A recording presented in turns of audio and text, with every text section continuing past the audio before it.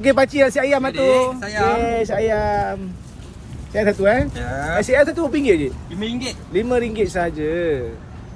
Kedai buka pukul berapa, cik? Kedai buka pukul 11.30 11.30 sampai habis. sampai habis. Dia kena datang cepat sikit. Sekarang pukul 12 pakcik dah habis dah. Itulah. Dengan ni je? Dengan ni je. Boleh pakcik suruh semua. Boleh pakcik. Timun tambah bayar ke pakcik? Timun free. Timun Sup dengan free. cili semua free. Free. Kalau tambah. Okay, nasi dengan ayam je lah kena Nasi bayar dengan lah. ayam je.